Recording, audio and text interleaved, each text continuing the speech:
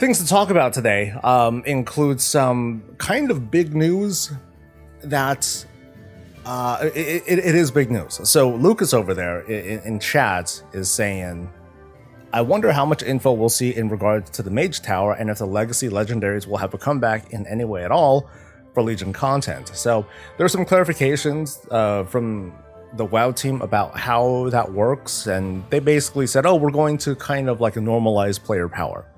And we weren't quite sure what that meant. So of course the Wowhead team went in and data mined the shit out of this PTR build, and they were able to find a couple of things. What it sums up to is when we walk into the Mage Tower for testing tomorrow, and I'm going to be here doing the testing, it's going to be fun, or it's going to be a clusterfuck, I don't know. When we walk in, nothing's going to work. So, and by that I mean your Covenant ability will not work. Your Soulbinds will be disabled. Your Shards of Domination, not happening. Any legacy expansion content, such as the Heart of Azeroth or Essences and all that other goodness, none of that's gonna work. So you're gonna go in naked-ish, no expansion features, no borrowed power. It's just you and Cruel the High Lord Cruel. I forgot what the order went. And your wit, and probably potions, flasks, food, that sort of thing. Hopefully that stuff works. So we'll basically have nothing. We'll be stripped of all these things, and the backlash, I'm sure reactions are going to be mixed. People are going to be like, "Hey, that's great because now we don't have to, worry about borrow." So there are a couple of sides to this that I want to talk about. People who will be reacting to this, the kinds of people who are reacting to this, and perhaps the perspectives that they'll be coming from. We're here for you, Jalzan, man. We're here to listen if anything's going on. So here's what sucks, right? Here's what sucks about not having these cool things that we used to have going to the Mage Tower. It sucks because this is a game mode that we can't prepare for. And actually, before I get into that, there was one other thing that I almost forgot. Our stats are going to be normalized too. So, according to the data mined information, the only thing that really matters is what our item level is, because that'll scale us up just a little bit in terms of our stats. However, and again, this is all speculative right now. We don't know exactly what's going to happen tomorrow during the testing. But it means that, if someone who goes heavy on haste, that's not going to matter because my stats are going to be normalized to like certain kinds, certain stats. I'm going to have this much haste, mastery, crit, or whatever based on my item level. It may be something like that. So it's going to be very, very heavily scaled to a certain difficulty. More so, so it's not going to feel like the Mage Tower experience from before at all. It's not just because we don't have our artifact weapons or Legion like legendaries or any of that stuff. It's going to be because we're going to just scale to a certain level no matter what we do. So let me go back to why this sucks, or at least why some people might think that this is going to be like fat doo-doo better.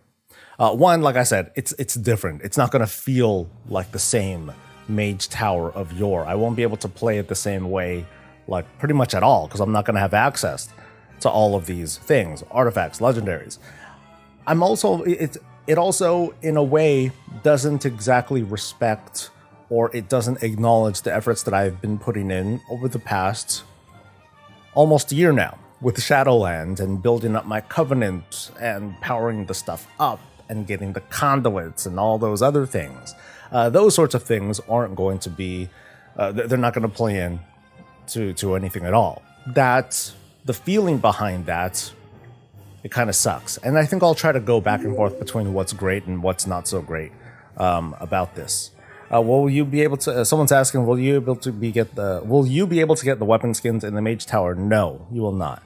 What's going to happen is the reward scheme, instead of artifact weapons skins for each of the specs, it's going to be more broad. It's going to be, you complete one of the challenges on a class, and then you get a class, you get a skin. You get a transmog set based on a recolor from the Tumor Sargeras.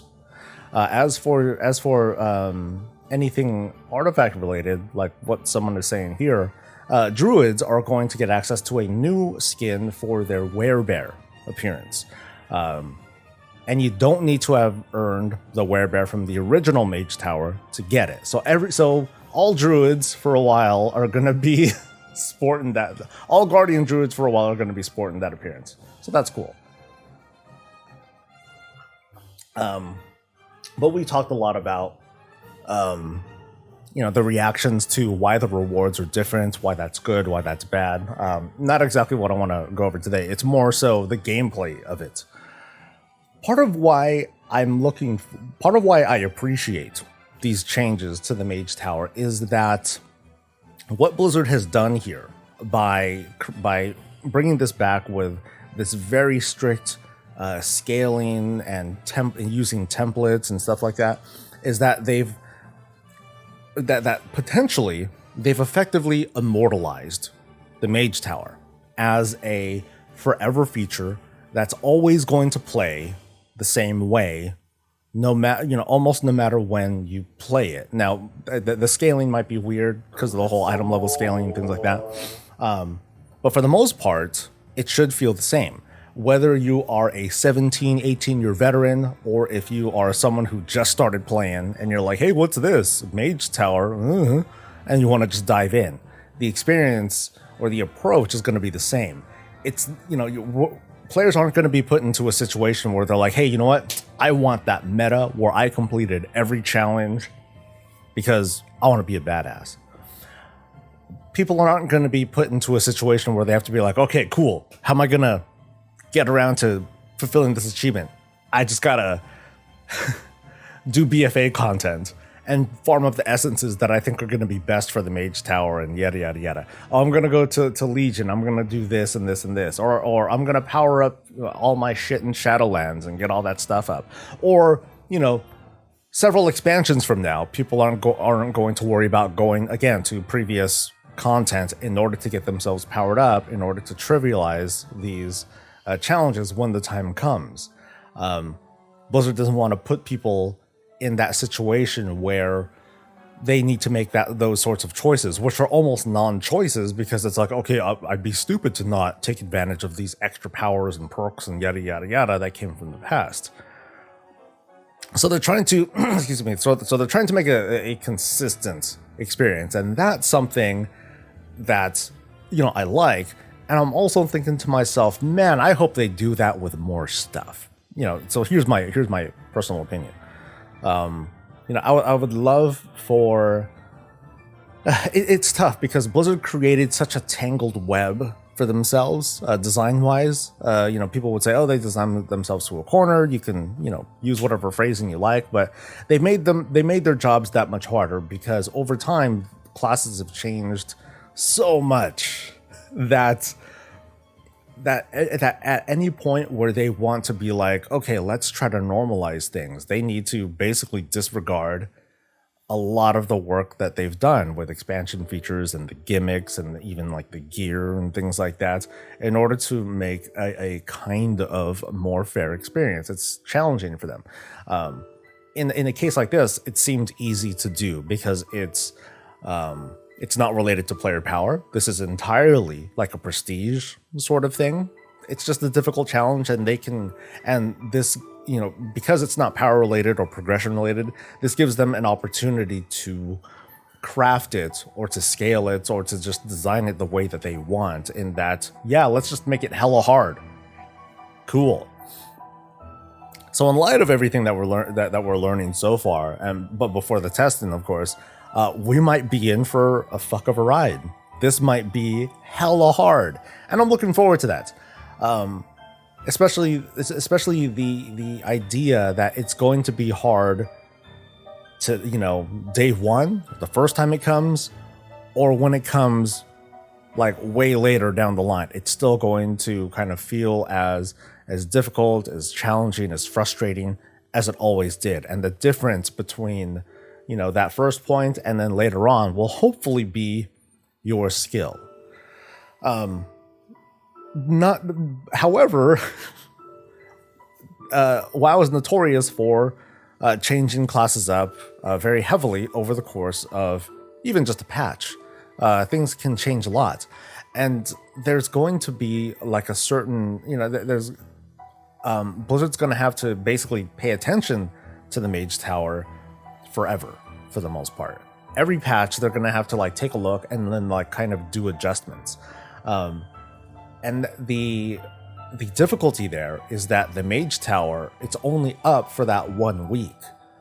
So what's going to have to happen is that at the start of a patch or whatever, Blizzard's going to have to like either internally or put it on the PTR, allow testing of how the Mage Tower feels after a patch when there are class changes and things like that.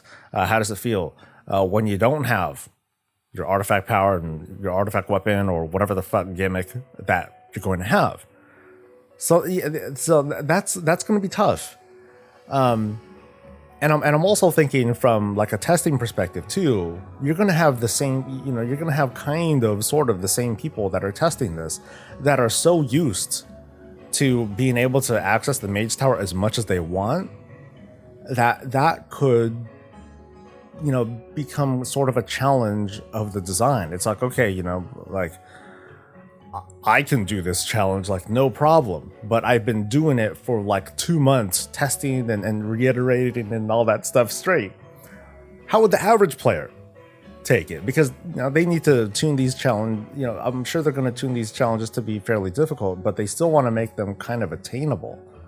I wonder if it's even like kind of their. I'm more than certain that when Legion Time Walking first comes, a handful of people are going to get that meta achievement. They're going to complete every single challenge and cool. They're going to have those bragging rights for a long time because it's going to come for those first 2 weeks. And then we're not going to see it for months and months and months based on the current Time Walking schedule. And I hope that changes. Thumbs up for that. So yeah, this is going to be interesting. I'm looking forward to testing this tomorrow. That's going to be like the main thing for tomorrow's stream. We're going to do some coffee. We're going to do our coffee episode. We're going to talk smack and all that. But then I believe when 10 o'clock rolls around, so that's like an hour and a half into the stream, that's when the Mage Tower should be up for testing and available for the next day. And then I'm just going to slam my face into it and see how it goes. It could be total disaster, but I'm really looking forward to it. This is a unique thing that it feels like a unique thing that Blizzard's trying to do here, and I'm eager to try it out. Again, though, it kind of goes back to the whole time walking frequency. Having it be so infrequent it feels like a bummer. It's going to feel really empty after those first couple of after that first time. And in the context of what 915 is giving us, this is the newest thing that we're getting. 915 is offering like a lot of stuff. Time walking is like the new feature that's coming with it. Like we're not getting a Brawlers Guild. That's something that we typically get in a 0.1 patch. So it's a little distressing that we're not getting that. But this is exciting. It's just that beyond that, we're getting all sorts of improvements and fixes and quality of life perks to the things that we're already doing, but some people are already tired of the things that we're already doing. And to that, people who are dissatisfied, I got nothing. Other than, hey, cool, I'll see you in 9.2 or whatnot. And that's okay. Folks can get really offended or feel really offended when being told, hey, it's okay if you want to just like take a break or if you want to just quit for now. Some people are a bit more cruel about it. It's like, oh, if you don't like the game, then just quit, scrub. That's a bit mean-spirited to say. I think all of us want to be able to like log in and have something that we can enjoy doing. But I think it's okay if you're not interested in certain things, and you can just kind of be like, all right, cool, I'll see you guys when I see you, because that and that's okay. That whole thought of, oh man, if I unsub, it's like a really big deal. It's something that I find kind of odd these days, especially these days, because people are very much into themselves. It sounds like I'm calling people out as being selfish, but I guess I sort of am. But people are very much, they log into WoW, not exactly for like not exactly for like a big community or a guild, maybe like a couple of friends or so. But I have a feeling that there's a lot of people out there that just play by themselves. Not exactly solo, but they play by themselves as in, all right, cool, I'm playing based on my time, and right now I need to do some Mythic Plus, or I want to get into a heroic, I want to get into a heroic clear or something like that. I want to get that in. I want to get that stuff in for the week. The notion of unsubbing and leaving, that it feels like that should be something that players should like be like all for. Like, oh man, this is great. I could all these catch ups and stuff. I could just pop in, do my thing, get my jollies in, and then when I'm done, I'll dip. Because the only person, because not playing, the only person that impacts is me. When I get news from someone in guild and they're like, hey dude, I'm gonna go on break and blah blah blah because my reasons, that's fine. But internally I'm like, fuck, do you not realize how this is going to affect my team? But that's still okay. I'm not gonna stop them. I don't want to. I'm not gonna guilt someone and be like, oh, you're leaving, oh man, yeah, that's gonna really fuck up the team. I don't want to do that. That doesn't feel like good gaming. If I was on a competitive team where we're all getting paid and there's like, stuff on the line, there are real stakes, then I would be like way more butthurt about it. But, we just want to play games, and I want people to hop in and hop out as they please. That's kind of the important thing. And so when the game, when you exhaust the things in the game that interest you, it's okay if you're not interested in trying out other things. Now, the game does try to get you interested in these sorts of things. That's its job. But people take that as they created this sort of headcanon. I can't help but see it, but look at these folks and be like, well, what story are you telling in your head? It's that whole idea of Blizzard is forcing us to play the game. They are, doing everything they can to keep our subscriptions and blah, blah, blah. No, they're not. I want you to sit on that thought for a second. No, they're not. They are not trying to loop you into something that keeps you subscribed when you don't want to. These people feel like, oh, I'm gonna fall behind. No, you're not. Shut up. Okay, I shouldn't say shut up. That's rude. But these perspectives, they're kind of warped in a weird way. Some people chatted. I should read. I still don't get. Lily says, I still don't get why not put in tokens. Beat a challenge, get 1 token, trade 1 to 10 tokens for weapon or oh, I think this is about the Mage Tower appearances. I think this is mostly about the, not principle, but it's mostly about the idea of those appearances are what they were, and the people that got them, they got them. Instead of bringing these things back and telling us, telling people who like already got them, yeah, hey, cool, we brought the Mage Tower back, but there's literally nothing for you. They decided to go this route. Now, ideally, if they could do both, if they could do everything, that would be great too.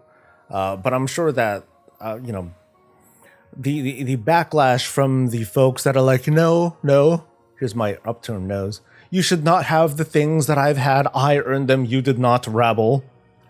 You do not deserve these things. this is the compromise that happened because of that. There's still cool things to earn. Maybe you like them. I like them. Maybe you don't. That's fine. There's a cool title. There's a mount. There's an achievement. And the important thing is that it is now evergreen. It's gonna be around until the game goes kaput. But hopefully the schedule gets faster. Like seriously, like if you guys have Twitter, just do a @Warcraft devs and just keep like pounding them. Hey dude, change the do something about the time walking schedule. It sucks. Just spam them with that stuff. Don't insult them. And that means you can spam them endlessly, without a care in the world. Let's see. There weren't many updates this build, and we got the What's New splash page patch drop soon hype. That's my hope too, Mage Master 225. I'm hoping that we get something soon. Like this is the last thing that really needed to be tested. That didn't have to be tested. They're doing it anyway. And I'm glad they're doing it because they're doing a lot of changes to how the Mage Tower works. I wouldn't be surprised if next week was a release candidate.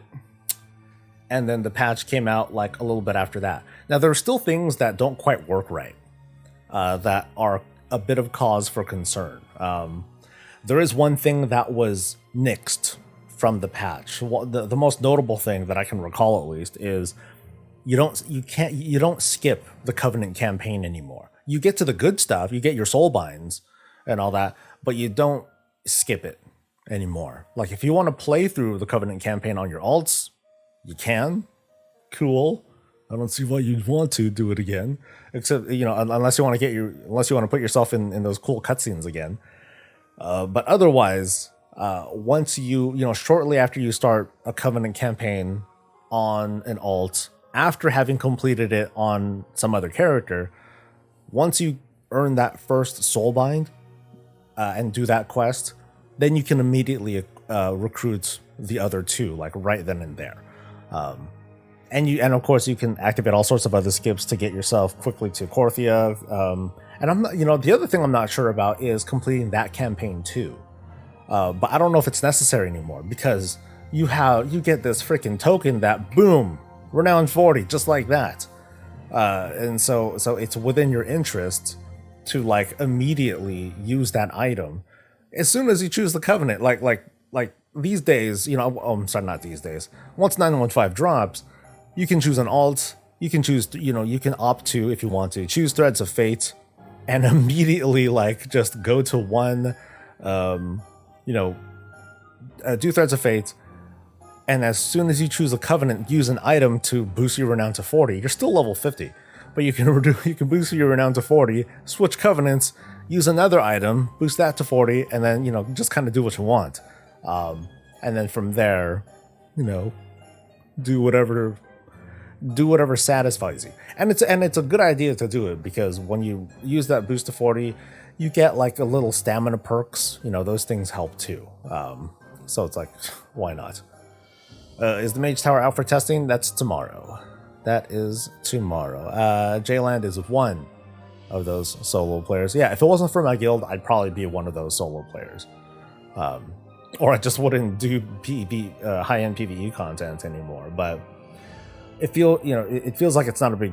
Yeah, I definitely feel happier in a guild. It's funny, like one of the comments from yesterday's video where I talked about, I made it clear. Hey, I'm going to share my perspective why I play. And I even straight up said, this is my perspective. I am biased, blah, blah, blah. Some commenter is like, well, clearly, I get what you mean, but you're clearly biased. So I'm going to unsubscribe from your channel. I'm like, okay, weirdo. Have I been playing Diablo 2 Resurrected? I've been playing it off and on. Right now, it's off. Haven't been doing too much. The way I play is very boring. I play a necromancer. I just run around, decurse, corpse explosion, minions finish them off, or I just watch. I move to a room. I move to an area where I know mobs are at, and then I alt tab do something else. pick some herbs, run some auctions, whatever. Go back, room's clear. Yes. Necromancers in Diablo 2 are like walking dots. You just move, make sure you're in a decent position, and then go to town. Skeletons like all the way for sure. They should just make new weapon appearances. That's what the Mage Tower is so hyped for, and not weak transmogs. I'd like to agree. But in the context of a minor patch, you gotta ask yourself, so how easy is it to make 36 weapon appearances on the fly like that? And I'm not sure. I'd like to think that maybe it's not a good idea. I'm also thinking to myself, what if they add more stuff over time? I doubt they'll do it, but they could later. They could add something later, and they're focusing on what they could add now. There is that concern that if this presentation of the Mage Tower isn't strong enough, then even reiterating it afterwards isn't going to help, because people are already going to lose their interest. But given that the Mage Tower is going to be normalized, and how it's always going to be like, that difficult, it's just a matter of like how much you've been practicing. Maybe they could add more. Maybe they could add more stuff. But one of the bits of magic about the Mage Tower was, back in Legion days, was that once you completed it, that's it. Once I completed it the first time on my Protection Paladin, I was like, yeah, I want to do it again. And I remember Ian saying, we're going to consider bringing it back so people can do repeat runs just for the fun of it. And they never did, which was kind of doo-doo. But I guess looking back, I'm okay with it. In this case, though, it's something that we will apparently be able to repeat. As far as I know, I think we'll be. I think even if we complete it, we probably can do it again afterwards, because now it's just like this evergreen sort of feature. But yeah, that was. I forgot what my train of thought on that was going to be. But in Legion, it was a one and done thing. Once you completed one, you weren't able to do it again. So, and there was something to appreciate from that. There's a blue post that was addressing character transfers, and basically they're basically going to add a bulk character transfer service to WoW at some point. The fact that a forum a forum mod answered that means that it may come soon. Actually, if people at that level are able to speak about it, so it could come maybe after the patch or something like that. Who knows? They just need to finalize things. But then I thought to myself, okay, well, what's the competition doing? I forget what it is that Final Fantasy 14 is doing, and I put out a tweet that I think was kind of misleading, because I said in the tweet, hey guys, it's cool that this character transfer thing is coming. However, Final Fantasy 14, they provide up to 16 transfers for the price of one character transfer. That's really big. That's pretty significant. But that wasn't that's misleading, because that is Final Fantasy 11's character transfer service. It's for that game, not for 14. I tried testing it out, and I was able to make more and more characters, and I was able to see that I can transfer more and more dudes. It's just kind of a long process to make a character. I didn't get to 16, but I didn't take down that tweet, because the point is, the takeaway though is that 14 does provide multiple transfers for the same price. So I think it's $18 or 18 or $25. I forget. One of those prices, but still it is what it is. But you can transfer a whole battalion of dudes. You can transfer a raid team from one realm to the next, and that's kind of cool. I'm hoping that WoW can provide something that's that's as competitive. But I don't know if I don't know if it ever can be, unless they were also going to provide like, hey, you pay for one, you can transfer this many characters, like 5 or something like that. That would feel pretty darn significant. But it still doesn't compare to 14, because on 14 you can do effectively everything on a single character, and then just and for the and just with that single character you can have that much more flexibility. And WoW, if you wanted to trade, or transfer like kind of an equivalent, you'll need multiple people anyway, so that kind of sucks.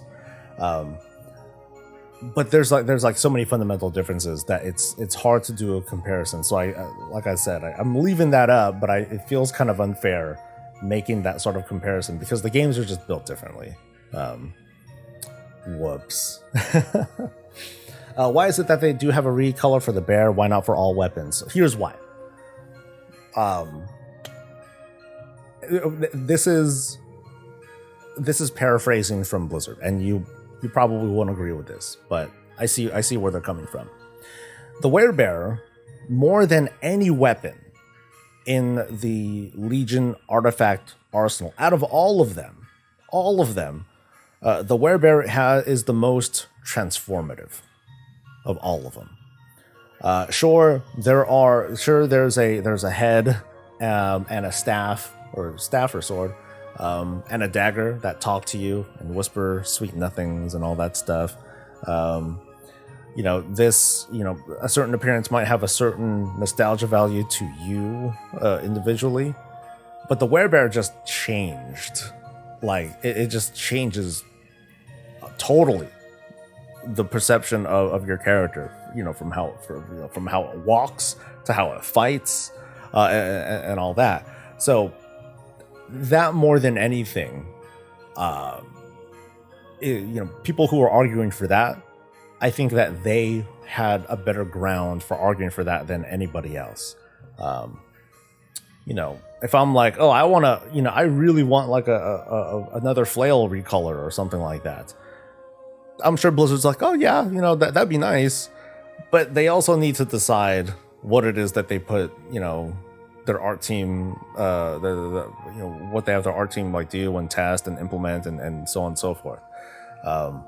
This isn't a defense. I'm just guessing that, this is just me kind of guessing what it is that they were probably deciding. It would be nice, like I said, in a world of infinite resources and infinite time, I'd love to see everything. Obviously, we're not in a world of infinite resources and infinite time and infinite patience. Yeah, sucks, but that's what they said, and that's how I am interpreting that.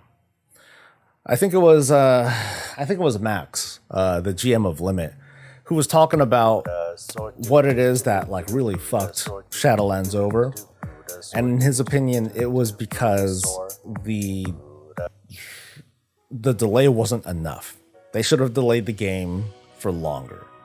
I'm not sure how much I can agree with it. I'm not sure how much it would have helped. I'm sure that it would have helped like a little bit, but I'm not sure like just how much it would have.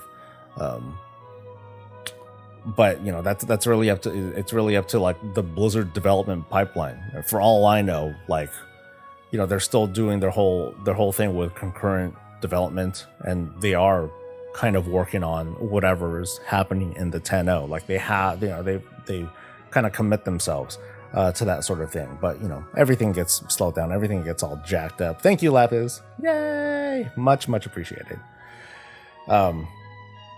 D-Wolf says that during Legion I was able to get the bear form, and I'm glad that others will be able to get it again, but I missed out on the warrior and paladin weapons, and those are really cool. I feel really cool having them. I haven't used them in a while because, boy, I would really love to have a flail that a blood elf can hold that doesn't clip through the ground.